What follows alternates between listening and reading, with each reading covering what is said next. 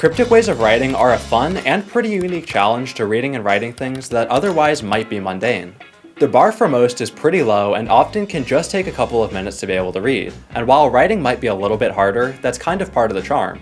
For varying reasons, it was commonplace for people to write weird in the earlier days of the internet and forums. They are said to come from a variety of different reasons, but probably the most important is that they look cool and people like using them. Though that is coming from a secondhand source. I have no personal experience with them as I am too young, and nobody really uses them anymore. At least not in the mainstream. In Japanese, they are, or were at least, in the same place. Their usage heavily declined from the early 2000s. However, I do see these Japanese ones being used still, at least more often than the English ones. Though that isn't a very hard bar to cross. The writing style I will be talking about in this video is gyaru-moji. And I use the word style because nothing is really changing with any of these. Grammar pretty much stays the same, and the language stays the same. The characters are just swapped to fit a certain style. Though obviously with the groups that use them, they generally have their own vocabulary and slang. But we're not really talking about that in this video, we're just talking about the writing itself. First off, what is gyaru-moji? Gyaru-moji, meaning gyaru writing, is a unique writing style often used by young women, though it did originate from specific groups. Maybe that specific group is in the name. The best comparison for this that I can make is leap. Characters are basically swapped out for other characters and symbols that look close enough. Being that the style originated some time ago, it kind of has a retro feel to it now. Especially with the use of half-width kana, which I won't get into right now, but basically it was used on old electronics to save data, therefore giving it more of a retro feel.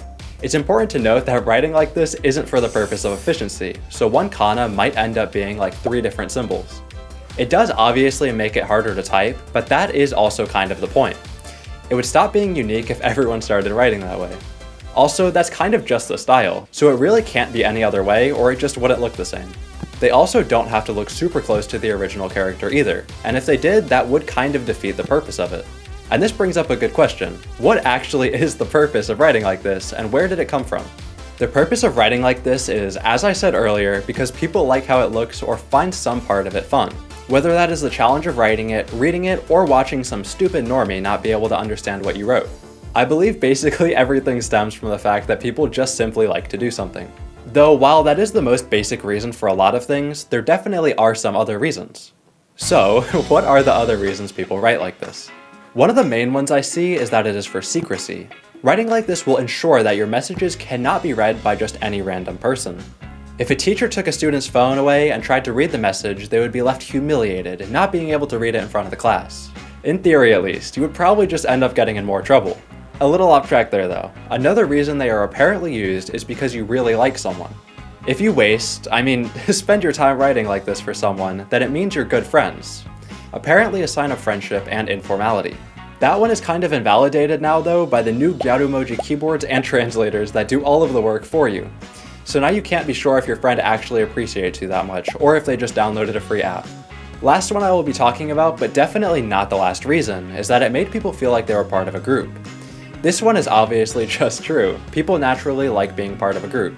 Though the group seems to have spread too much out of its niche and seemingly is the reason that it died out in around 2005. It was too big to sustain, and eventually it just wasn't considered trendy anymore. A survey was done around 5 years after this, aimed at women in their 20s, which would have been the age group where the decline started, and only 2% of them said they liked gyaru-moji, which is pretty bad. People got bored and the fun aspect I talked about earlier was lost, because people didn't feel like spending 20 minutes to type a text message after the 500th time. Also, phones were becoming less boring and more expressive, so writing like this wasn't really necessary anymore to add flavor to your writing. So it really lost a lot of usage after that. And now it is coming back, or I guess it has come back already, as it seems to have been regaining some popularity since around 2022. There are numerous reasons for this, but 2 seem very likely to me. 1, it's retro. It is by definition retro now, since as I said it declined in around 2005 and was popular before that. And people like retro things, so obviously it would end up coming back. The rise is also heavily aided by the fact that there are converters and keyboards to assist now. Around 80% of high school girls in 2005 said that they could read gyaru-moji. However, most either didn't know how to type it or didn't want the hassle. That huge hurdle is gone now though, leading to more people using it, but only a fraction of what it was compared to the early 2000s. All that aside though, how does it actually work? Starting with the kana, which might be even more confusing than the kanji.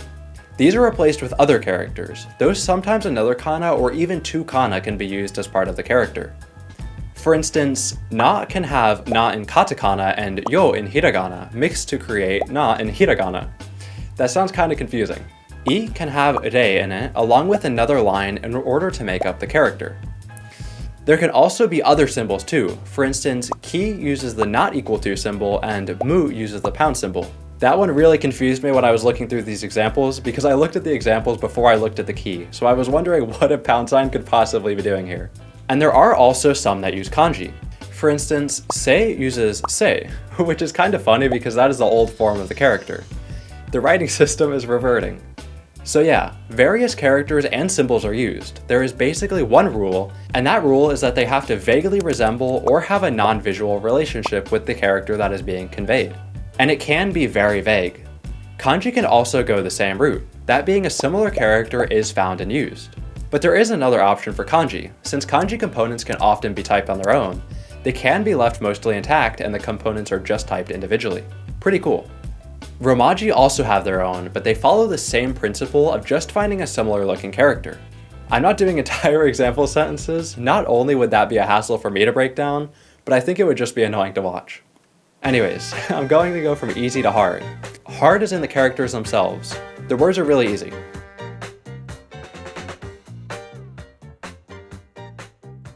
Ohayo.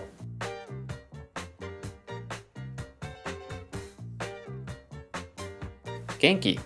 I have no clue why the W thing is n. It doesn't really seem to relate.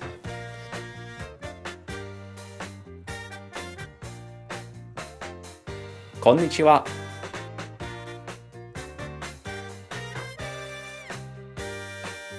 Majide? I really like the use of the Romaji M and the katakana A in order to make ma.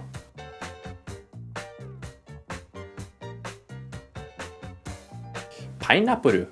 And here is just an English one to throw in because as I said, it's not only for Japanese characters. While looking stuff up, I found this video on TikTok that is scarily close to analog horror with all the crane. But anyways, it uses gyaru-moji for the captions. Sink or swim. I sank, I could not read this that fast. That's it, thank you for watching. I wanted to do something different as mostly when I talk about weird stuff like this, it usually has to do with the past. However, these were a lot more recent, and being able to find people using it on the internet is also really cool. Anyways, thanks again, like and subscribe, bye bye.